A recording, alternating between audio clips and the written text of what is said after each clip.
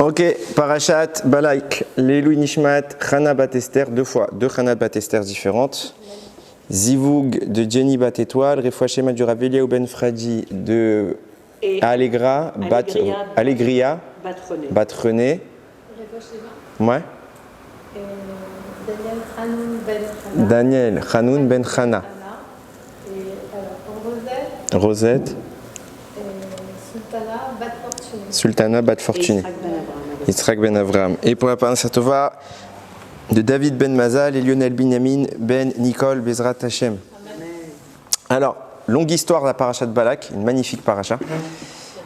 Courte, mais il se passe tellement. Alors, ce qu'il faut bien rappeler, c'est que tout ce qui se passe dans cette paracha ne se sait que par prophétie, à part la fin. Fin. Tout ne se sait que par prophétie parce qu'il n'y a pas Moshe qui est là, il n'y a pas les Bnei Israël, il n'y a personne. C'est Balak avec Bilam, il envoie des gens, donc on n'est pas là. C'est simplement Moshe qui va prophétiquement nous le dévoiler. Donc je rappelle, semaine dernière, les deux gros rois qui vivaient à la périphérie d'Israël, qui sont Sichon et Og, il faut savoir que c'est des frères. Donc Mara dit que c'est des frères. Ils sont défaits par Israël, de façon encore une fois miraculeuse, on est vainqueur. Et ils avaient un peu le rôle de gestionnaire de tout le pays. Ça veut dire qu'ils étaient un peu les leaders et ils protégeaient un peu tous les rois qui vivaient derrière leur pays. Eux, ils ont été défaits et à cause de ça, il y a un monsieur qui s'appelle Balak, qui n'est pas roi, qui va être nommé subitement roi pour la situation. C'est un roi de crise. Pourquoi ? Parce qu'il vivait dans la même ville que Moshe, il a vécu pendant longtemps. Moshe, il a été à Midian. Et lui, Balak, il vient de Midian. Donc ils se sont dit, c'est un notable de Midian. Il sait que Moshe était un personnage important. Il a peut-être des infos sur lui. Donc ce serait bien de mettre quelqu'un qui vient du même territoire, pour pouvoir peut-être envisager une riposte. Balak va faire intervenir Bilam. Pourquoi ? Parce qu'il sait qu'on ne gagne pas de façon conventionnelle. On gagne de façon miraculeuse. Il va se renseigner sur nous et il va voir que notre force vient de notre bouche.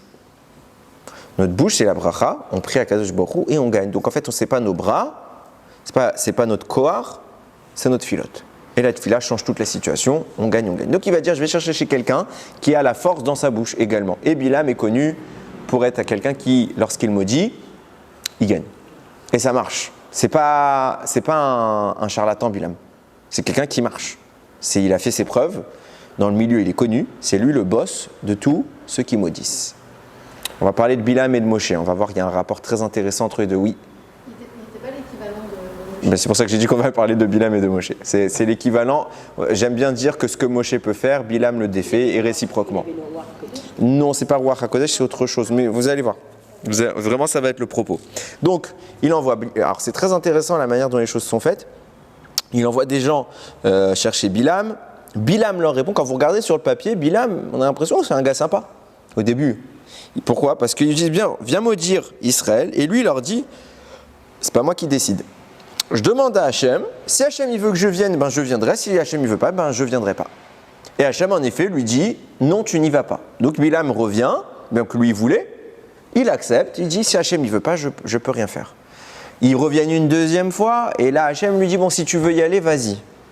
Alors, il y a plein d'explications à ce propos qu'Hachem il joue le jeu avec lui. Il faut bien comprendre que aussi capable qu'était Bilam, on entend ce qu'on veut entendre. L'exemple, c'est quoi ? C'est Adam. Adam est un homme qui connaît Dieu, qui parle à Dieu, qui voit Dieu, enfin qui voit quelque chose, quoi. On ne peut pas vraiment voir Dieu, mais vous m'avez compris. Et il mange un fruit, du jour au lendemain, Dieu lui pose des questions comme s'il ignorait. Il lui dit, où tu es déjà ? Comme s'il ignorait. Est-ce que tu as mangé du fruit ? Comme s'il ignorait.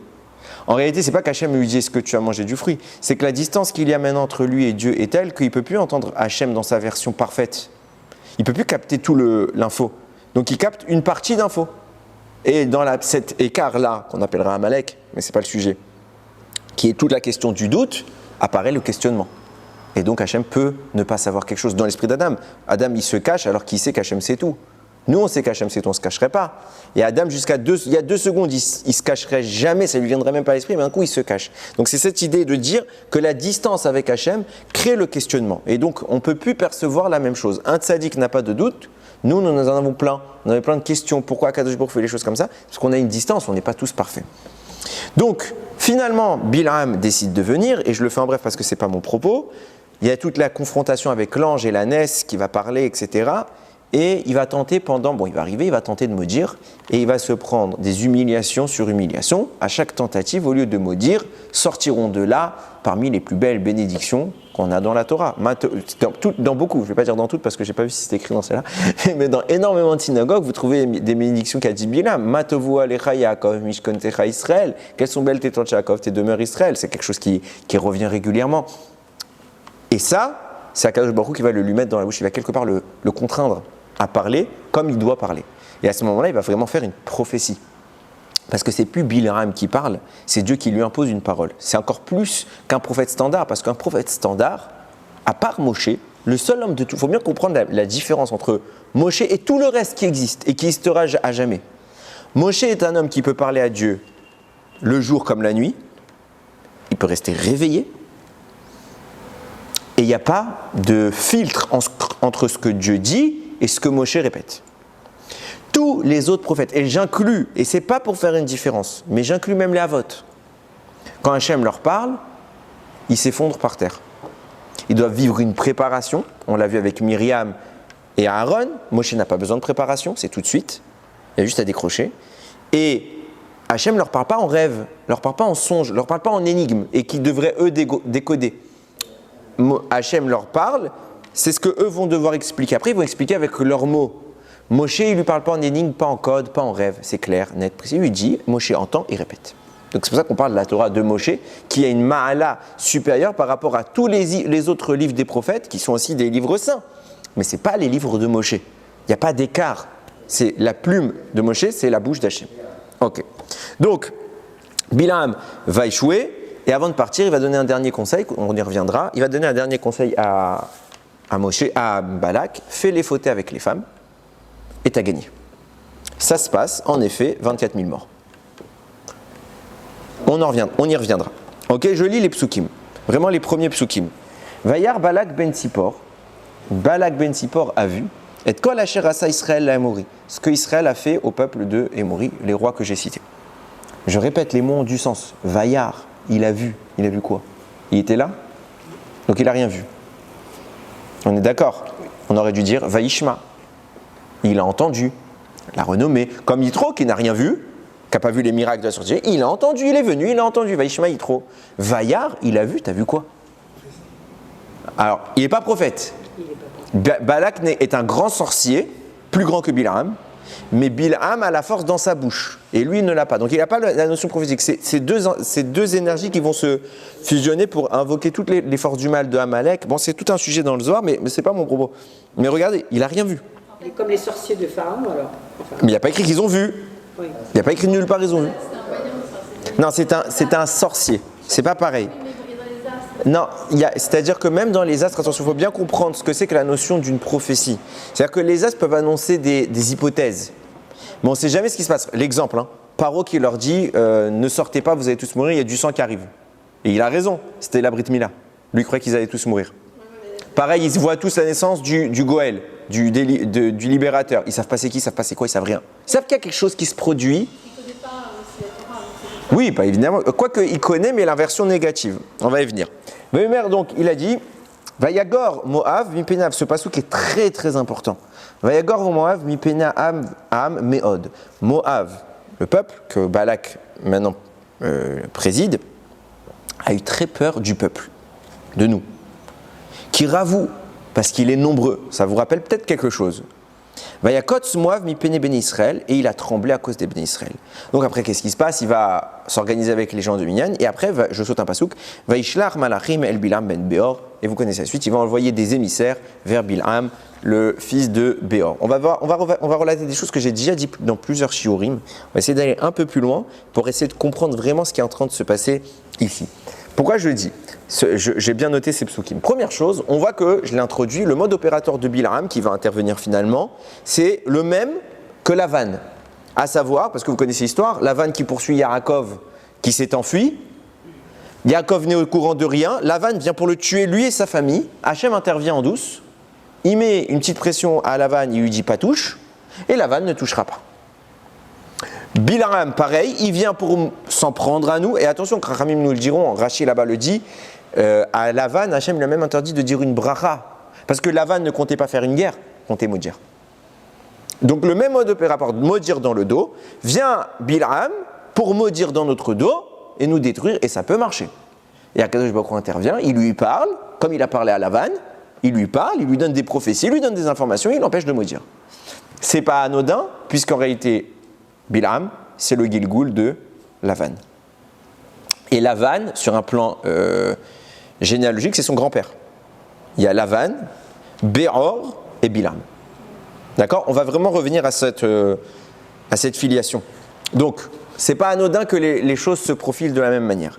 Maintenant, on a dit tout à l'heure, première question, Vayar Balak, Balak a vu, Balak n'a rien vu, il aurait dû entendre. Mais si la Torah a pris soin de nous dire qu'il a vu quelque chose, c'est qu'on parle d'une vision, qu'il a observé un élément qui le dérange. Et en effet, vous avez tout à fait raison de dire que ce n'est pas un élément naturel, c'est quelque chose de surnaturel, donc il va avoir quelque chose qui est afférent à sa dimension, celle du mal, et ça va lui faire peur.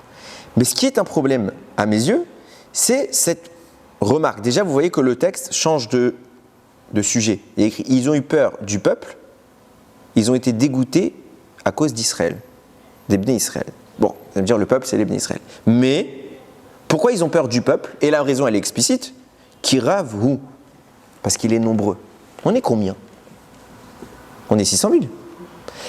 C'est pas fou. C'est pas la plus grande population qui a existé sur Terre. Jusqu'à Dayom, on n'est pas les plus nombreux. Ils sont tellement nombreux que Balak, il s'organise, il est nommé roi, il y a une urgence. C'est pas dangereux ce qui est en train de se passer. Il n'y a rien de vraiment risqué. Pareillement, on a un vrai problème avec ce qu'il est en train de faire Balak. Et c'est sans doute la question la plus importante. C'est que finalement, il n'a aucun danger, Balak. Lui ni son peuple sont en danger. Pourquoi ? Parce qu'Hachem a dit explicitement à Moshe, tu touches pas à Moab. C'est pas maintenant Moab, c'est pour la fin des temps. C'est pas maintenant, il y a encore un mérite qui vient de Lot, etc. Ils n'ont pas fini leur mérite, donc je leur laisse. C'est pareil quand il y a eu la semaine dernière, on a lu qu'on s'est approché de chez Édom, et il nous a dit je vais sortir faire la guerre. Et bien qu'on fasse la guerre, on n'a pas peur de Hog, on n'a pas peur de Sichon, et on a peur de Édom. Non, c'est pas qu'on avait peur de Édom, c'est que Hachem a dit c'est pas pour maintenant. Donc, il n'y a pas de guerre. Nous, ce qu'on voulait, c'était traverser votre pays pour gagner du temps. Vous ne voulez pas, vous ne voulez pas. Tant pis pour vous, vous n'avez pas accueilli, vous le paierez plus tard. Mais il y a zéro risque. Ils ne vont jamais vouloir attaquer Balak. Ils ont peur de quoi ? Et Balak le sait pertinemment. C'est pas, comprenez bien, on n'est pas sur les petits détails. Balak sait pertinemment qu'il n'est pas en danger. Et il est terrorisé. D'un peuple peu nombreux qu'il juge trop nombreux, qu'il n'y a pas de raison, et parce qu'il a vu quelque chose. C'est comme s'il a vu quelque chose, une vision terrifiante. Si, en fait, il y a comme une armée qui est à chaque endroit. Il n'y a pas d'armée quand il n'y a pas de guerre. Non. Comme Oui, je me doute de ce que vous voulez dire. Vous parlez de Malachim qui nous encadrent, etc. exactement avec des épées. Oui, mais il n'y a pas... On ne voit pas, mais eux, ils les voient, en fait. Déjà, ça dépend. Pas tout le monde peut les voir. Mais même il y a cette hypothèse, c'est Malachim qui nous encadrent. Avec même les Hanan et Kavod. On a tout ça, il n'y a pas de problème. C'est une menace quand vous êtes ciblé par une attaque. Mais quand on vient et on vous dit, mais nous, ce qu'on veut, c'est passer juste derrière. On ne vous veut pas de mal. On ne vous prendra pas vos terrains. Non, mais ils savent que le temps... Oui, mais ils ont devant eux au moins 3 000 ans encore.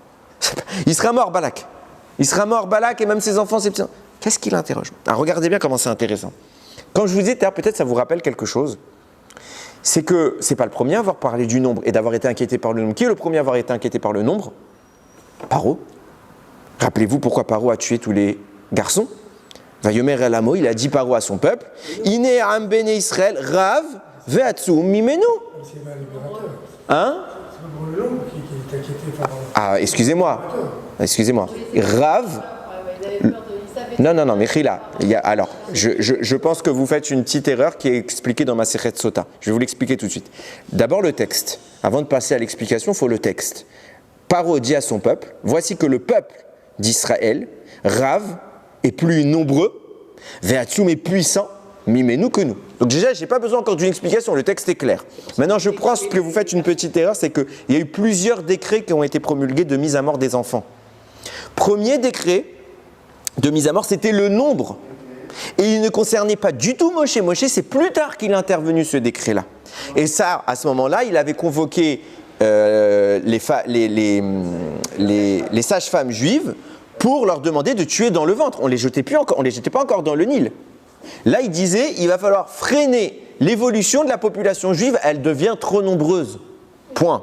Premier problème. Deuxième problème qui vient ensuite, en effet, on a vu dans les astres, c'est Masechet Sota qui explique tous les décrets, on a vu dans les astres l'arrivée du Goël, et donc en vertu de ça, il faut savoir que Paro a tué les Juifs et même les Égyptiens. Les enfants qui sont nés, c'était pas qui sont morts, que les nôtres qui sont morts, même les Égyptiens, parce qu'on sait comment Hachem va façonner les choses. Il va faire un Juif qui va être éduqué par une Égyptienne. Donc on ne sait pas ce qu'il est dans les astres. C'est pour ça que je vous ai dit tout à l'heure, les astres ne voient pas tout. Et donc on n'arrive pas à identifier ce qu'il est juif ou égyptien. Donc il pourra lui dire, ok, il n'y a pas de problème, il n'y a pas de Goël. Donc un juif ou un égyptien, on le tue, ce jour-là. Donc vous voyez bien qu'en première instance, ce qui dérange Paro, c'est le nombre. Pourtant, on n'est pas nombreux. Et je vais vous dire pourquoi on n'est pas nombreux. Vous allez me dire, oui, mais peut-être il y a 4/5 qui sont morts, donc si ce n'est pas le sujet, que c'est ce qu'on a peu parlé la semaine dernière. Mais je vais vous dire pourquoi on n'est pas nombreux. Je vais revenir sur beaucoup de choses de ce shiur. Mais je vais vous dire pourquoi on n'est pas nombreux, parce que le Midrash et le Harizal sont très clairs dessus. Quand, plus tard, Paro va nous poursuivre devant la mer, ok, Vaïkar, il prendra avec lui son armée, Sheshmod Rechev Bachour, il va prendre 600 chars d'élite, Vechol Rechev Mitzrev, tous les chars de l'Égypte, Veshalishim al-Kulo, il les a tous couverts de guerriers. Le Harizal dit Shalishim, il a Shon Shloshim, parce qu'il y avait 30 fois plus d'Égyptiens que de Juifs. 30 fois plus. Donc, même si on était 5 fois plus à la base, allez, ça fait qu'ils sont encore 6 fois plus que nous. De quoi t'as peur? Il dit Paro. Et attention, on n'est pas dans un... Comme maintenant, on dirait, il y a une population d'émigrés qui devient trop grande et on s'inquiète qu'un jour elle nous dépasse. Paro dit, elle est déjà plus grande que nous. Rav et Atsum Mimenu. Ils sont plus que nous. Si demain, il y a une guerre, on perd. Ils sont trop. Donc on les tue. Ok, donc on est en train de faire une analyse qui est toute bête. On n'a jamais été plus qu'eux. De qui tu parles? Où il est le problème maintenant? On n'est pas plus nombreux que vous. Et pareil, pour Balak, on n'est pas si nombreux. On est toujours 600 000, c'est stable. Tout le désert, c'est stable. On est 600 000. Dès qu'on grandit un peu, il y a des morts. Alors, malheureusement, on a fauté à chaque fois que ça s'est un peu agrandi. Donc, de quoi tu me parles? Et là, le Harizal va être obligé de... Enfin, obligé, c'est pas le bon mot, mais il va nous éclaircir un peu sur ce qui se passe. Et on va revenir un peu. Ce shiur-là va faire suite à ce que j'ai dit la semaine dernière pour éclaircir peut-être un peu plus les choses et nous permettre de comprendre bien en détail. J'avais expliqué la semaine dernière que pour créer ce monde, Hachem en a détruit d'autres. Ça veut dire quoi? Il a créé un monde. Il y en a un monde qui a été en vrai détruit. Il n'y a pas eu 150 000, mais c'est chaque dimension de ce monde qui a été détruite. Et ce monde-là a été créé faible. On va parler tout le temps d'une notion à l'image d'un corps humain. Un corps humain a besoin d'un récipient, un corps, et d'une âme. Et bien ces mondes ont un corps et une âme. C'est ce qu'on appelle un kéli, un récipient, et son or, sa lumière. Lorsque le kéli reçoit la lumière, son objectif est de lui donner un moyen d'agir. C'est pour ça qu'il y a des kélim, sinon la lumière vivrait seule. Mais comme la lumière est violente et puissante, il faut qu'on la canalise et qu'on la rende acclimatée et supportable. Et là, d'un coup, l'efficacité et le potentiel de la lumière entrent en action.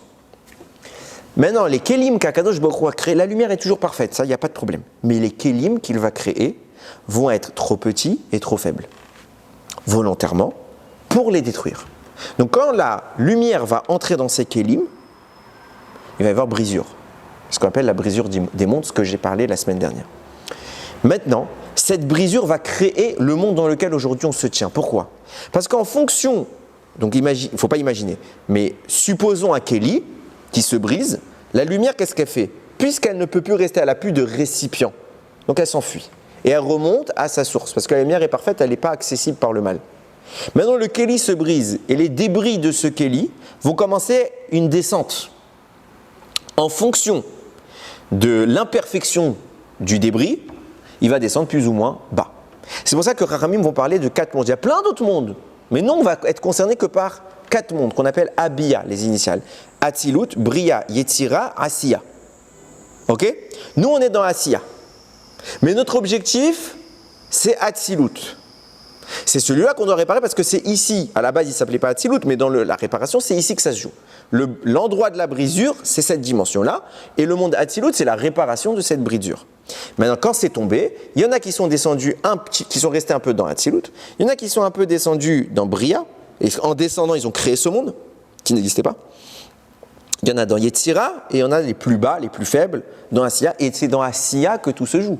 Asiya, ça veut dire l'action. C'est là que ça se joue parce que c'est là qu'on est. Et c'est entre nos mains qu'Akadosh Baruch Hu a mis le potentiel de réparer. Bien que lui, Hachem, va se charger de l'immense majorité de la réparation. Avant même qu'on naisse, les Aseret Adiberot, les 10 paroles créatrices, vont être 10 paroles de remise en état des dimensions brisées. Mais Hachem ne va pas complètement remettre en état. Pour que nous puissions peaufiner, compléter et s'associer à son œuvre. À l'image d'un os cassé que quand il se soude, il devient un peu plus consistant, un peu plus solide. C'est la même idée qu'Akadosh Baruch Hu a mis en place. Il a fait des récipients défaillants, il les a recollés pour les rendre plus puissants et permettre la vraie expression. Pour nous laisser une place à nous. Parce que s'il n'y a pas cette brisure, on n'a rien à faire, le monde est déjà parfait. Et donc il n'y a aucun intérêt à nous créer. Hachem va laisser une place qu'on appelle le libre arbitre. Le libre arbitre, c'est la défaillance. La défaillance, nous, on doit la maîtriser pour en faire une force. Et à ce moment-là, les choses reviennent à la perfection. C'est Yemot HaMashiach qu'on attend, Bimera, Biyaminu. Maintenant, sur cette base, vous imaginez bien qu'il y a eu 4 mondes, avec descente des Kélim, que nous, on doit faire remonter. Dans ce monde à nous, le monde de l'action, il y a aussi 4 niveaux, qui sont physiques cette fois.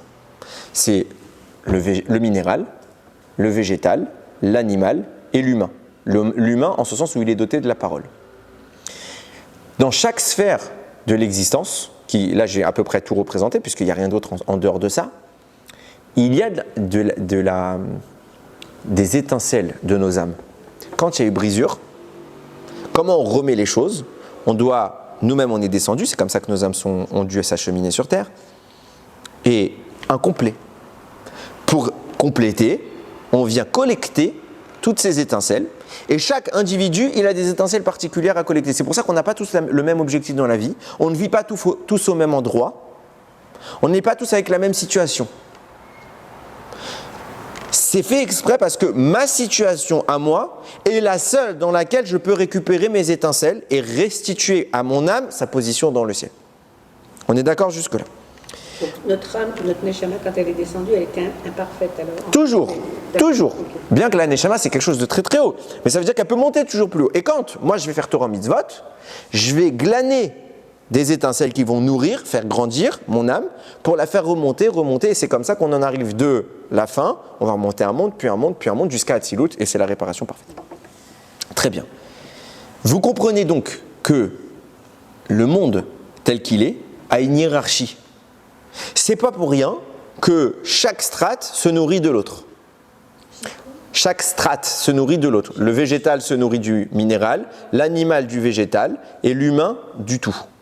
Parce qu'en réalité, et c'est ça tout le secret de la consommation, quand on consomme, on distingue la matière de son essence et on récupère l'étincelle. Et on élève par cela la matière au même niveau que nous, à savoir à une capacité supérieure aux anges. Donc un minéral qui peut disposer de parcelles d'âme ou d'âme entière parfois, va d'un coup être élevé à l'humain qui va étudier la Torah qui est la plus grande de toutes les mitzvot, qui va faire cette fille-là, qui parle avec Dieu. Que même les malachim, ils n'ont pas cet accès comme nous on a accès. Vient le Ben Ishraï et il explique un petit peu comment les choses se sont mises en place. Et vous allez voir, c'est très intéressant. On voit qu'au début de la création du monde, au 2e chapitre, Adam est né, qu'est-ce qu'Hachem lui dit? Vayitzer Hachem Elokim min ha'adama, kol chayot hasadeh. Hachem, il a créé toutes les bêtes. Vet kol of Hachem, tous les oiseaux. Vayevel Adam, il les a amenés à l'homme, lirot ma'ikralo, pour voir comment il allait les appeler. Je crois que Dieu a dit à Adam, tu vas leur donner. Exactement. Vechol asher yikra lo Adam nefesh chaya ou shmo. Ok. Et quand chaque nom qu'Adam donnait, c'était ça son nom. Et à vrai, la Torah nous a dit qu'Adam, il a nommé chacun des animaux comme il fallait. Regardez bien. C'est quoi cet intérêt de ce pasouk? Ça veut dire quoi? Il y a un homme, et Hachem lui dit, tu sais quoi, je vais te donner une mission hyper importante, je ne sais pas comment appeler ces animaux. Ça n'a pas de sens. Vous êtes bien d'accord avec moi? Ce qu'on est en train d'expliquer ici, c'est l'idée de dire que le nom qu'Adam va donner va influer sur l'essence même de l'animal. Parce qu'on voit que le premier qui a donné des noms, c'est bien Dieu. Parce que Dieu, Vaïkra, c'est lui qui le dit. Quand il appelle, il crée la lumière, il dit Vaïkra. Il a appelé la lumière jour. Et ainsi de suite. Chaque chose que Dieu a Qui a créée, appelé Adam lui-même. Ah, c'est lui-même, c'est pas Dieu. Et je vais aller plus loin. Qui a appelé Hachem Hachem? Adam. Oui, c'est le midrash très clair. C'est un midrash très très clair. Il lui a demandé comment tu appelles tel animal, et toi comment il faudrait t'appeler? Il a dit moi Adam parce que je viens de Adama. Et il lui dit et moi comment il faudrait m'appeler? Il a dit tu es le maître donc on t'appelle Hachem. C'est un midrash. Bien évidemment, oui c'est un midrash clair, un midrash rabbin. Il y a une magnifique explication sur le propos. Mais ce qu'on est en train d'expliquer ici, c'est l'idée de dire quoi? C'est qu'en réalité, on voit que et c'est comme ça qu'il introduit le Ramban sur Bereshit, il dit que quand Akadosh Baruch Hu dit à la lumière, tu t'appelleras jour, il définit en quoi le rôle de la lumière a un sens. Il a un sens pour le jour. L'absence de lumière, les ténèbres, a un sens pour la nuit. Et c'est dans cette dimension que le jour est bon, que la nuit est bonne, que les astres sont bons, que la terre est bonne, parce que Dieu leur a donné un rôle, et en les nommant, il leur a donné un potentiel d'action. Parce que ça sert à quoi la lumière si on ne lui dit pas à quoi elle sert? Si on ne crée pas un environnement où on a besoin de voir, la lumière ne sert à rien. Qu'est-ce qui lui donne sa fonction? C'est d'avoir un élément qui a besoin d'elle. Et là, elle est parfaite. Comment? C'est son rôle. Et son rôle, c'est son nom. C'est pour ça que Ramim nous dit que toute notre mission sur Terre est cachée dans notre nom. Notre nom tient des informations énormes. Quand Hachem nomme, Hachem donne une fonction, Hachem rend la chose parfaite. Il la répare. Parce qu'une lumière sans nécessité de lumière est une lumière brisée, est une lumière inutile.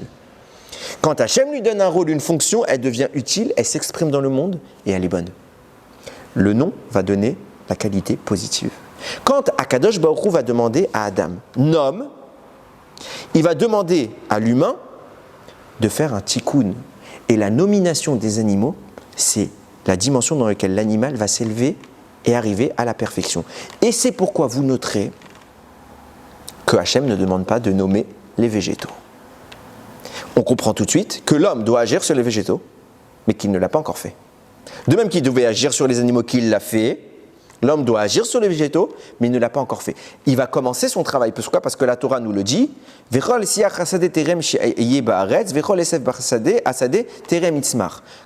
décrit le monde et il dit les herbes et les plantes avant qu'elles ne poussent. Pourtant, on est au 6e jour. Comme ça, avant qu'elles ne poussent, elles poussent depuis le 3e jour. Comment ça se fait qu'elles n'ont pas poussé? Rachid nous le dit tout de suite. Elles étaient en dessous de la terre, elles ne sont pas sorties. Jusqu'à ce qu'Adam intervienne, prie pour la pluie, et là Hachem les a fait sortir. Ça veut dire que, pourquoi on nous raconte cette histoire? Pour nous dire que Adam a un rôle à jouer sur ces herbes, et c'est leur tikkun. C'est quoi ce rôle? Extraire tout le potentiel. Ce potentiel, c'est les étincelles dont je parle. C'est de l'extraire et de les monter à une sphère supérieure. Comme il l'a fait, je t'écoute tout de suite, comme il l'a fait avec les animaux. Je mets juste une remarque avant de t'écouter. C'est pour ça qu'Adam est végétarien. Pourquoi? Hachem ne lui a jamais donné l'autorisation de manger l'animal parce que quand Hachem lui a dit nomme les animaux, il a achevé leur tikkun.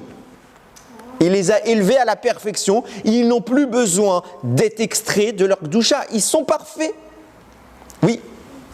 Alors pourquoi il nomme Hachem si c'est extraire du Kol hakavod, parce que Hachem n'est roi que s'il est un peuple pour le reconnaître. Regarde bien ce qui est une phrase qui devrait normalement qu'on dit tous les Shabbats. Pourquoi il y a des roukotes comme le porc dont tu manges? Attends, ça c'est un autre sujet. Mais s'il y a quelque chose, quand on dit le Shabbat, on fait un Tehillim le Shabbat qui devrait nous choquer. On dit Hachem, la Maboul, Yashav. Hachem était roi, Yashav il s'est assis, il a trôné à l'époque du Maboul. Vayeshev, Hachem Melech Leolam. Et dans le futur, Hachem sera roi pour toujours. Quoi, c'est que pendant le Maboul qu'Hachem est le roi? Réponse, oui. Jusqu'à maintenant, il n'était pas le roi. Attention, à Mavdil, Chazve Shalom, on sait qu'Hachem c'est le roi. Mais personne n'est là pour le reconnaître. Du coup, il y a l'opposition à Hachem. Il y a la Avodazara, il y a la Sitracha, toutes les forces du mal. Hachem n'est pas reconnu en tant que roi, donc il n'est pas le roi. Et quand est-ce qu'il devient le roi? Quand il n'y a plus personne sur terre pour le nier. Il n'y a que Noach qui dit oui, oui, Hachem. Donc pendant le Maboul, où il n'y a plus un rachat sur terre, Hachem, la Maboul Yashav. Mais en dehors du Maboul, Hachem n'est pas une fois nommé roi, à part par Adam au tout début. Mais dès qu'Adam va fauter, tout de suite il va nier cette existence puisqu'il va écouter un serpent, qui va être les forces du mal. Donc entre guillemets, attention quand on parle de Dieu, Chazve Shalom, hein, on ne parle même pas d'Hachem, hein, on parle de sa manifestation, de la manifestation, de la manifestation, de ce qu'on peut percevoir. On n'est rien du tout. Mais dans le monde qu'il a volontairement créé avec une force du mal, Hachem ne sera roi que quand on arrivera à le faire régner. C'est pour ça qu'Hachem dit comment je m'appelle. Parce qu'il veut que le tikkun soit fait. Le tikkun sera fait quand Hachem sera le roi. Et dans l'ordre, Hachem a commencé par le plus bas. Il a commencé d'abord les animaux, comment tu les appelles? Adam, comment tu t'appelles? Et moi, comment je m'appelle? Parce que tant que tu n'as pas fait le tikkun en bas, je ne suis pas roi sur terre. Et le minéral alors? Le minéral est incorporé, on voit bien que ça s'est arrêté à l'animal. Le minéral et le végétal sont permis à la consommation parce qu'eux disposent encore d'étincelles à réparer. Et écoutez bien l'erreur, quand Adam va fauter, tout son travail va être brisé à nouveau et l'animal va redescendre à une strate beaucoup plus basse. C'est pour ça que 1656 ans plus tard, lorsque Noach sort de la Teva, on peut manger l'animal. Jusque-là, non, le monde était végétarien. Regardez bien comment les choses sont intéressantes. La Gemara dit que nous, on ressemble à des animaux, à des ânes. Si, et qu'on parle de tzadikim, elle dit si on est des animaux, on est comme des ânes. Mais attention, on n'est pas l'âne un âne comme celui de Rabbi Pinchas Ben Yair. Non, on est un âne normal. C'est quoi l'âne de Rabbi Pinchas Ben Yair? C'est un âne qui ne vole pas, qui respecte Shabbat de lui-même, et que si tu lui mets à manger devant lui, que ça vient du vol, il ne mange pas. Que si ce que tu as mis devant lui, il n'y avait pas eu le prélèvement de la trouma, du maaser, tout ce qui permet de manger, il ne mange pas. Mais même un rave aujourd'hui, tu lui mets un fruit devant lui, il ne sait pas s'il y a eu la trouma ou le maaser. Il ne peut pas distinguer l'animal de Rabbi Pinchas Ben Yair, il sait. Il sait ce que les plus grands aujourd'hui ne savent pas. Parce que comprends bien que l'animal de Rabbi Pinchas Ben Yair qui s'est élevé à une madriga grâce à son maître, Rabbi Pinchas Ben Yair, qui a dépassé l'entendement, il est plus haut que nous. Parce qu'il est arrivé à la dimension de Adam Arishon qui a terminé le tikkun des animaux, qui était plus haut que nous. Et puisqu'ils sont maintenant redescendus plus bas, et bien alors à nouveau il faut qu'on aille chercher les étincelles. Et c'est pour ça qu'on a une nécessité, je parle bien d'une nécessité de les manger. Pas parce que c'est bon, parce que grâce à ça on les incorpore. Et on sait aujourd'hui biologiquement, quand je mange un animal, l'animal devient moi. Et c'est tout de suite à ce moment-là, quand il y a eu cette descente des animaux, qui était très haut, quand ils sont descendus, c'est là que sont apparus les animaux cachers et pas cachers. On nous dit qu'à la fin des temps, le lion sera assis à côté de la brebis, je ne sais plus si c'est pas le loup, je ne sais pas quoi, et ils ne vont pas le manger. Pourquoi ils ne vont pas manger? Parce qu'ils ne se mangeront plus entre eux. Pourquoi ils ne se mangent plus entre eux? Il n'y a plus de chaîne alimentaire? Ben non. Il n'y a plus de besoin, parce que d'où sont venus les animaux violents, qui chassent, etc. D'où sont venus les animaux cachers et pas cachers? Ben c'est en descendant que leur lumière a été happée par les forces du mal, et plus la couche qui les a encadrés était épaisse, plus ils ont sombré bas. Et quand la couche n'est pas trop épaisse, et qu'on peut la traverser sans trop de risques, Hachem dira, cet animal devient permis. On ne deviendra pas végétarien à la fin des temps? Si. Quand on aura fini le tikkun, quand toutes les étincelles remontent, on n'aura plus besoin. Regardez bien, à un moment, on n'a ni mangé de végétaux, ni d'animaux. C'est quand? Dans le désert. On mangeait une nourriture céleste. Il n'y a même plus de notre monde. C'est-à-dire que c'est possible. On n'a pas de saffect de ce que ça peut se passer. Ça se passe. On l'a vu. Ça nous a déjà frappé. Et tout l'objectif maintenant de ce que je disais, c'est de faire remonter. Excusez-moi, on va un peu accélérer parce que je suis à peine au début. Non, il n'y a pas de souci. Maintenant qu'on a pris cette introduction, ce qui est vraiment une introduction, à 9h15, on va pouvoir rentrer dans l'idée que j'essaye d'évoquer, et c'est là que va intervenir la notion des Neshamot. Le Harizal arrive et il explique que quand on parle du processus de réparation des Neshamot, on se doute bien qu'il y a des Neshamot qui vont réparer plus vite que d'autres. Ça veut dire qu'arrive à un stade de l'histoire où certaines Neshamot sont réparées, d'autres non. Mais ça ne veut pas dire que ce n'est pas des Neshamot. Elles sont en cours de réparation. Elles ont encore un mélange de bien et de mal. C'est pour ça que vont apparaître deux peuples en Égypte. Premier peuple, 600 000 humains qui vont naître sous la descendance de Yaakov. Ça, c'est les Neshamot finis, réparés. Mais il y a des Neshamot en cours de birour, en cours de séparation du bien et du mal. Ces Neshamot, qui va les remarquer tout de suite? Yosef Hatzadik. Arrivé en Égypte, il remarque qu'il y a des Neshamot. C'est pour ça que Rachid nous dit, il a fait faire la Brit Mila aux Égyptiens. Mais le Harizal nous dit, mais pas à tous les Égyptiens. Pourquoi certains oui et d'autres non? Yosef a tout de suite vu les Neshamot qui étaient encore moite-moite. Ceux-là, il a voulu les aider, il leur a donné la Brit Mila pour les rapprocher encore plus. Ces Neshamot, après Yaakov est venu, il a continué avec lui le travail. Ces Neshamot vont résonner à la présence juive en Israël, en Égypte. La lumière du peuple juif va les éclairer et les attirer. Ces Neshamot s'appellent le Erev Rav. Vous avez donc deux peuples en Égypte. Deux peuples, un juif parfaitement juif et un qui a encore quelques épines à enlever. Les deux sortiront. Comment je sais quand on parle des juifs? Comment je sais quand on parle du Erev Rav? Eh bien, Chachamim nous le disent très clairement. Quand c'est écrit Bnei Israël ou Israël, c'est nous. Quand il y a écrit le mot Am, le peuple, c'est eux. Et ça vous change toute la lecture de la sortie d'Égypte. Vaï Béchalar Paro et Am. Et ce fut lorsque Paro a renvoyé le peuple. Il ne parlait pas de nous. Il ne parlait pas de nous. C'est pour ça qu'il y a eu tout un débat. Paro ne voulait pas les libérer parce qu'ils ne sont pas prêts. Et c'est pour ça qu'il y a eu besoin d'une Yad Chazaka pour forcer leur sortie. Mais je ne rentre pas trop dans le sujet parce que c'est trop long. Mais regardez bien ce qui est en train de se passer. J'ai dit à chaque fois Dieu, ton peuple. Ah, ben oui, c'est eux. Ah, c'est eux. C'est toujours eux, le Hegel. Le peuple que tu as fait sortir d'Égypte. Le peuple, il n'y a pas écrit Israël. Le peuple que tu as fait sortir d'Égypte, c'est le Erev Rav. Maintenant, sur cette base, on a compris qu'il y a deux peuples qui se distinguent. Quand vient le Sfat Emet, il explique que toute l'histoire parle du Ham, du peuple qui est en Égypte, et lui, il est Hatsum Mimenu. Paro, il ment pas, Rav et Hatsum Mimenu, il est beaucoup plus nombreux, tous les Midrashim le disent, il est beaucoup plus nombreux le Erev Rav que le peuple juif. Donc Paro a peur de qui? Pas de nous. Nous, on est 600 000. C'est rien, c'est une goutte dans l'eau. Il a peur d'eux, parce que eux, ils viennent de qui? Ils sont aussi égyptiens. Ils ne sont pas nés dans la famille de Yaakov. Donc ils tremblent devant eux, ils sont nombreux. S'ils se rebellent, c'est une guerre interne. Il a peur, ils sont Rav Ve'atzum. Le Sfat Emet dit, c'est eux le cadeau qu'Akadosh Baruch Hu a promis à Avraham quand il a dit, tes enfants sortiront avec de grandes richesses. Qu'est-ce que c'est qu'une richesse pour Avraham? C'est l'oseille? C'est l'or? Non! C'est pas du tout ça, et je le démontre dans tout le shiur dont j'ai parlé la semaine dernière, c'est sur Beau par 5782. Je m'étais trompé, j'avais dit Béchalar, c'était Beau, pour ceux qui voudraient l'écouter. Oui. Donc c'était Parashat Beau. À ce moment-là, qu'est-ce qui se passe? Vient nous dire le Sfat Emet, Hachem, Avraham, qu'est-ce qu'il a attendu toute sa vie? Qu'est-ce qu'il a fait de sa vie? Il a converti les gens. Toute la vie d'Avraham, c'était de ramener les gens. Et il voulait grandir le nom d'Hachem. Il ne veut pas qu'il y ait qu'une petite parcelle de personnes qui connaissent Dieu. Il veut que tout le monde connaisse Dieu.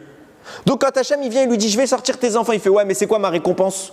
J'investis, je veux des intérêts. Donc je rentre mes enfants, je veux plus d'enfants. Donc je veux même les goïms qui vont reconnaître ton nom. Et c'est à cause de ça, entre guillemets, ou grâce à ça, que Akadosh Baruch Hu va forcer la sortie du Erev Rav, Beyad Chazaka. C'est ça le cadeau qu'Akadosh Baruch Hu a offert à Avraham, les Neshamot encore perdus. Et maintenant qu'on a introduit ça, regardez bien, je reviens à ma paracha, parce que là on est parti sur Shemot. Revenons à Balak, je reprends mon pasouk. Vayagor Moav, mipene ha'am. Moav a eu peur de quoi? Du peuple. C'est qui le peuple? Le Erev Rav. Mais beaucoup pour Akiravu. Il est trop nombreux. Et là, à cause de ça, il dit Vayakotz Moav mipene ben Israël. Maintenant, il a détesté les Bnei Israël. Mais pourquoi il déteste les Bnei Israël? Il a peur d'eux, mais il nous déteste nous. Bon, c'est l'histoire du monde, ça. Mais il a peur d'eux, il nous déteste nous, parce que c'est exactement ce qu'on est en train de faire. Quelle est la source de vie d'un peuple? C'est les Neshamot. La vie vient d'une âme, vient de ces étincelles. Les forces du mal n'existent parce qu'elles ont réussi à capturer des étincelles. Et sinon, on leur enlève ces étincelles, elles disparaissent. Et c'est ce qui s'est passé en Égypte. Le peuple juif arrive en Égypte, il fait briller la lumière. Et les Neshamot, elles reviennent. Et on vide l'Égypte. Ils n'ont plus rien. Ils sont dans l'obscurité. Bala qui dit Ribono Shel Olam. De quoi je suis énervé après l'Israël? C'est qu'ils ont le Erev Rav. C'est ce peuple-là qui vient, qui était prisonnier de toutes les forces du mal, ils ont réussi parce qu'ils sont Israël, ils ont réussi à les tirer. Et ça lui fait très peur, on ne va pas l'attaquer, il n'a jamais dit qu'on va l'attaquer. Qu'est-ce qu'il dit lui? Il dit, est-ce que j'ai noté le pasouk? Je l'avais noté, peut-être que je l'ai bien noté. Il va dire à Bilam,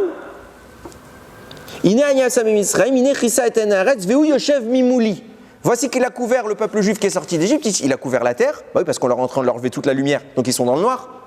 Il a couvert l'œil de la terre, et il est maintenant devant moi, mais il ne va pas m'attaquer. En face. Mais ce que j'ai peur, c'est qu'il reste là. Ce que j'ai peur, c'est qu'il conquiert Israël, pas moi. Moi, je ne suis pas en danger. Mais quand il va conquérir Israël, qu'est-ce qu'il va faire? Il va faire la même chose qui s'est passé en Égypte. Il va tirer toute la Kedusha vers lui, il va nous vider, et Mimélé, on va mourir. C'est pas qu'on va nous attaquer, c'est qu'on va disparaître de nous-mêmes. Notre fondement, notre fondation, elle disparaît. Et là, Balak tremble. Eh bien, tu m'étonnes, il a raison de trembler. Qu'est-ce qu'il fait? Il appelle Bilam. Pourquoi? Parce que Bilam est son espoir de survie. Comment? Et là, on en arrive à Moshe et Bilam, je tiens ma promesse.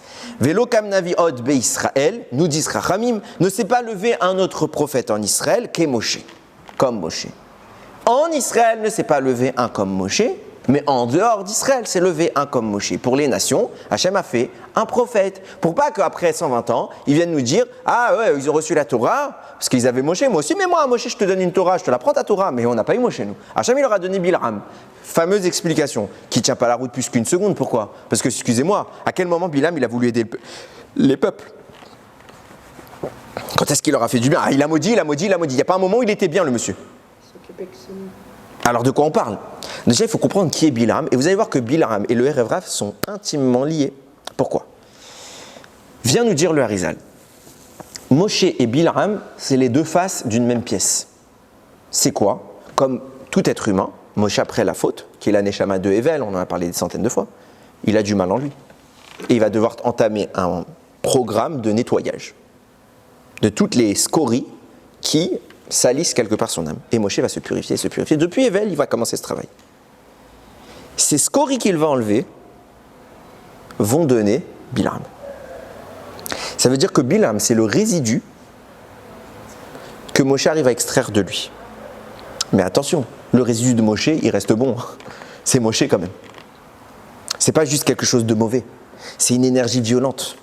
Ce résidu-là va nourrir toute une filiation qui commence par Lavan, le papa, Béor, Bilam, et de ça va avoir une sorte de filiation globale de tout le Erevrav. Tout le Erevrav vient de Moshe Rabbeinu. C'est Moshe Rabbeinu qui le nourrit. C'est pour ça que Moshe va être si pointilleux à les faire sortir. C'est pour ça que Moshe, on va lui dire, c'est ton peuple. Parce qu'en réalité, c'est ce que Moshe a réussi à évacuer de son être. Et ils ont besoin de Moshe. Pourquoi Hachem l'a mis en place maintenant un supplément à Moshe, qui est Bilam, qui a la même force, parce qu'ils viennent de la même origine? C'est pour que Bilam soit celui qui va fédérer ce Erevrav. Donc, qui a un impact positif sur le Rav ou négatif, mais un impact? Deux hommes, Moshe et le Erevrav. Moshe s'occupe déjà du peuple juif. Donc, on a mis Bilam pour s'occuper du Erevrav. Et dans la même dimension qu'eux, ils peuvent progresser ensemble. Lavan va être l'initiateur, Béor, Bilam. Maintenant, qu'est-ce qui se passe? Bilam va avoir la clé pour faire exactement le procédé inverse de tout ce que je vous explique. Qu'est-ce que je vous ai dit tout à l'heure? Quand j'ai pas noté tous les psukim, mais quand vous lisez à la suite, quand Balak va décrire à Bilam ce qui est en train de se passer, il va comparer le Bnei Israël, il va dire qu'il chor achor et aïsef va sadé, comme un taureau va lécher toute l'herbe des champs. Pourquoi il nous compare à un taureau qui lèche l'herbe des champs? C'est exactement toute l'introduction que je vous ai fait. Dans l'herbe, dans le minéral, le végétal, il y a de la lumière et l'animal s'en nourrit. Qui est celui qui est appelé taureau dans la Torah? C'est Yosef. Et qui est celui qui a identifié le Erevrav? C'est Yosef. Yosef est venu, il a commencé à vider le monde de toute la lumière pour la remettre à sa source. Moshe vient, parce que c'est lui cette lumière, et il continue le travail. Donc on comprend pourquoi Balak va commencer à parler du taureau qui aspire la substance de l'herbe. Mais ça va plus loin, parce qu'il existe un homme qui sait faire exactement l'inverse. C'est qui? C'est Bilam. On voit qu'il sait faire l'inverse. Je vous ai dit, Bilam, c'est l'héritier, enfin c'est le leader normalement spirituel du Erevrav. Bilam a deux fils, Younos et Yumberos, qui font partie du Erevrav et qui sont sortis d'Égypte avec les Bnei Israël. A priori, ils avaient une bonne intention. Comme tout le Erev Rav. Le Erev Rav vient pour se convertir, c'est extraordinaire. Après, ils vont fauter. Pourquoi ils vont fauter? Qu'est-ce qui va les bloquer? Nous révèle le Harizal que comme Bilham, c'est la réincarnation de Lavan. Donc Lavan est revenu, mais il y en a un qui n'est pas revenu. C'est celui qui est entre les deux. Béor. Lavan, Béor, Bilham. Bilham est revenu. Béor, il ne peut pas revenir. Pas tout de suite. Pourquoi? Parce que le Harizal nous révèle, à ce moment de l'histoire, il est prisonnier du monde végétal. Parce qu'on a déjà expliqué plusieurs fois qu'en fonction de nos avérotes, on peut être réincarné à un strate plus faible, donc on peut arriver à l'animal, au végétal et au corps pur au minéral. Béor est bloqué dans le minéral, dans le végétal. Et nous dit le Harizal, le végétal, les âmes qui sont prisonnières du végétal ne peuvent sortir que pendant 4 mois de l'année. C'est de Nissan à Tammuz. C'est pour ça que c'est en Nissan qu'on va faire Birkat à Ilanot. On va libérer les Neshamot. Maintenant, Béor n'est pas sorti. Et l'objectif des deux fils de Bilham, en rejoignant le Erev Rav, en rejoignant le Ham Israël, c'est de faire Torah Mitzvot et espérer libérer cette Neshama. Ce potentiel. Pourquoi ils ont besoin de lui? Parce que, comme je vous l'ai dit, Bilham, Lavan, Béor, tout ça c'est la même racine. C'est eux qui doivent fédérer le Erev Rav et les conduire à la lumière, finir leur tikkun. Donc ils ont besoin de lui, mais il est bloqué. Donc ils se disent, on va suivre Moshe. Les mois passent, Nissan, tac, tac, tac, on arrive, Matan Torah. Moshe monte 40 jours. 1 jour, 2 jours, 3 jours. On arrive, on est le 17 Tammuz. On est déjà à la moitié du mois de Tammuz. Encore quelques jours, et c'est fini. On ne peut plus faire sortir la Neshama de Béor. Qu'est-ce qu'ils disent? Bon, on a essayé le moyen kasher. C'est trop long. C'est trop long la façon juive, la façon positive de faire les choses. Donc nous, on veut gagner du temps. Quand on veut gagner du temps, c'est le mauvais chemin. Qu'est-ce qu'ils font? Ils vont utiliser leur méthode à eux. C'est pour ça qu'on nous parlera d'un taureau, d'un veau, pardon, qui va subitement sortir de l'or, miraculeusement. Tous les Khamim nous diront sorcellerie. Et aussi positivement, parce qu'on va faire intervenir Aaron, mais de façon incompréhensible, on a un veau, j'en ai parlé déjà en parachat qui dit ça, qui parle. Or, la parole est définie comme l'essence de l'âme. Il parle, il dit « Elé Elokecha Israël ». Sens simple, c'est pas lui qui a dit ça. Sens profond, c'est lui qui a dit ça. Pour parler, il faut une âme. Pour parler consciemment, pas un perroquet. Pour parler consciemment, il faut une âme. Comment un taureau en métal peut parler? Ah, bravo. Bravo. Qu'est-ce qu'ils ont fait? Ils se sont servis d'Aaron, parce qu'ils ne peuvent pas faire élever, le mal ne peut pas élever la chose, il ne peut que l'abîmer.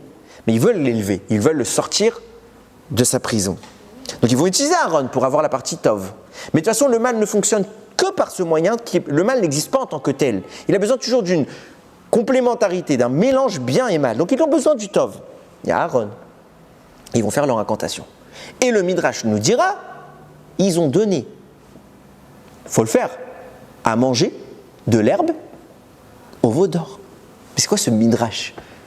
Il s'est mis à manger de l'herbe et ils lui ont donné à manger de l'herbe. Mais pourquoi faire? C'est très simple. Le Harizal nous dit, puisque la Neshama de Béor était bloquée dans le végétal, alors ils ont réussi à la faire venir devant lui et il l'a incorporée pour la faire monter de végétal à capacité à parler. D'où il y a une capacité à parler?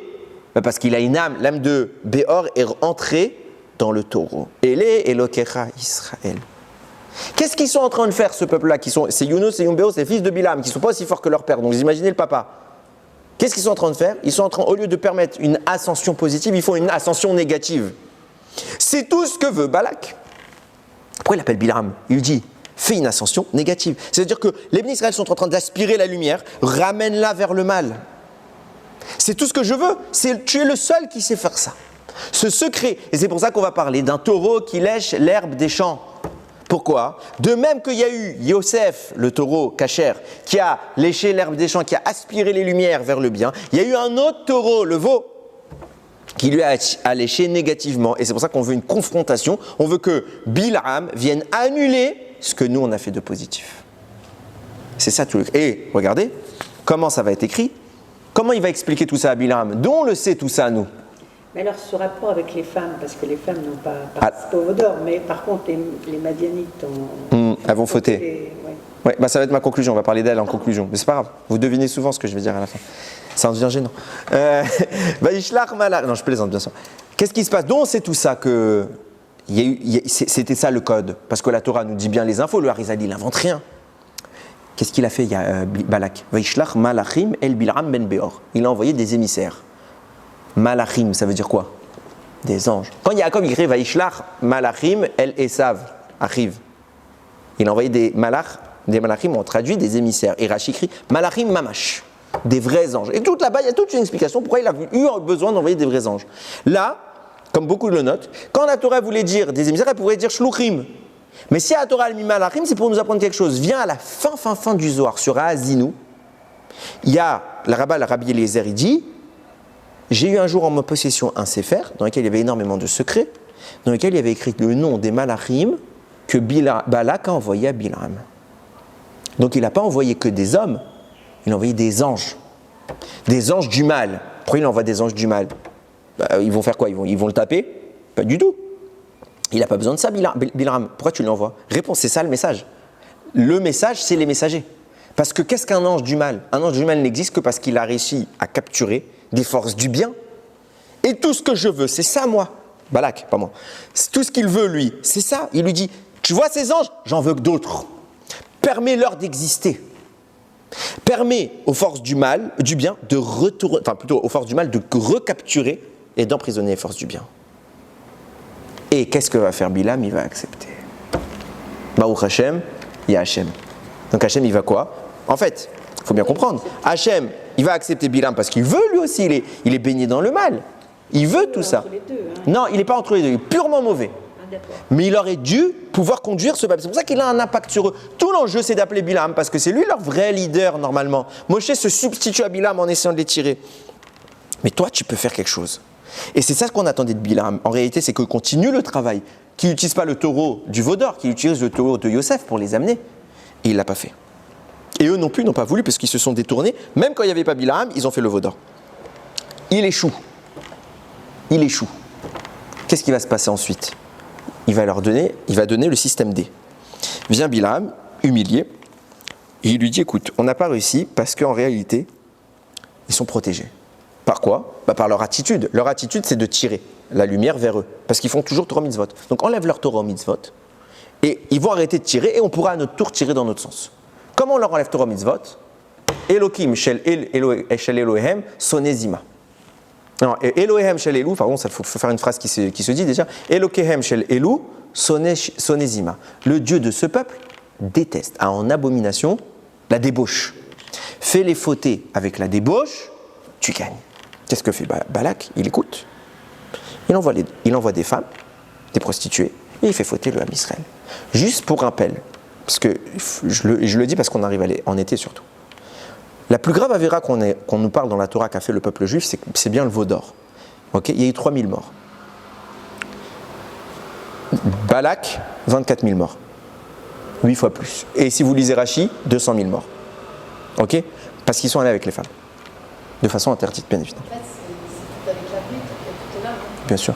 Alors, je ne serai pas là, mais je vous supplie de regarder le shiur que j'ai fait, c'est sur Devarim. Je l'ai mis en avance parce que je ne vais pas pouvoir... J'ai des shiurim qui vont être postés dans les semaines qui arrivent. Sur Parashat Devarim, je vous supplie de regarder le shiur, j'explique très bien ça là-bas. Très important. Il sera à dispo pour Devarim. Ok? Parashat Devarim, regardez-le. Je reviens à ce que je voulais dire. Il est fait fauter par les femmes. Et à ce moment-là, qu'est-ce qui est en train de se passer? Évidemment que vous comprenez bien que le zéra, la semence, c'est ce qui donne la vie. Donc on est en train de se faire dérober toutes nos étincelles. Et ça marche. Vous comprenez maintenant pourquoi, peut-être, Akadosh Baruch Hu va fermer la porte de la conversion au peuple de Moab. Pourquoi? Parce que c'est quoi une conversion? C'est de prendre des âmes de l'extérieur, des forces du mal, et de les rentrer à la lumière.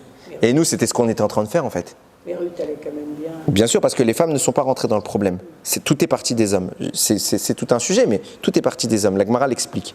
Mais, finalement, on était là, on ne vous embêtait pas, et on vous aurait fait une passation passive. Vous seriez venus avec nous, on vous aurait tous monté d'un niveau, et tout aurait été parfait.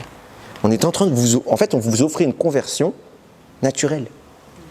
Et vous, qu'est-ce que vous avez dit? On veut le sens inverse. Ah, vous voulez le sens inverse? Alors, il n'y a plus de retour. Moi, je vous propose d'aller dans ce sens. vous avez forcé les choses dans ce sens, ne me demandez plus maintenant de vous laisser revenir. Parce que vous n'aviez pas de raison, on ne vous a pas fait de mal. Tout ce que vous voulez, c'était votre bien au final. Vous avez fermé la porte à ça. Mida, Keneged Mida, je vous ferme définitivement la porte. Le peuple de Moab ne peut plus reprendre sa lumière et l'envoyer chez nous. Hachem leur enverra plus de lumière à la fin des temps, ils s'étoufferont d'eux-mêmes. C'est pas pareil. Alors qu'ils auraient pu prendre ce qu'ils sont et en faire quelque chose de sain. Que Moab, attention, Ammon et Moab. Ok, c'est ça l'idée. Et je conclue avec cette idée parce que, comme je l'ai dit, on approche de l'été. Comment moi, je me mets 2 minutes en tant qu'humain, alors, c'est vraiment en tant qu'humain, à la place de Dieu. Toute cette histoire, on fait rien à nous. La seule chose qu'on nous fait, qu'on nous demande de faire, c'est rester chez vous, peinard, continuer Torah, mitzvot, étudier, tfila, mitzvot. Très bien, je m'occupe de tout pour vous. Le seul moment de l'histoire où on a eu un truc à faire, ça veut dire au seul moment où on a été concrètement touché, c'est quand ils nous ont envoyé cette tentation. Hachem, il a fait tout ça pour nous. Et il ne se passe rien, tout va bien. On a un truc à faire. C'était de résister. C'est tout. Et on échoue. C'est-à-dire qu'Hachem, il s'est, entre guillemets, je rase les chums, mais je scénarise, il s'est pris la tête pendant toutes les tentatives de Bilam à ce que tout se passe bien. Et nous, en 2 secondes, on casse tout ça. À cause de quoi ?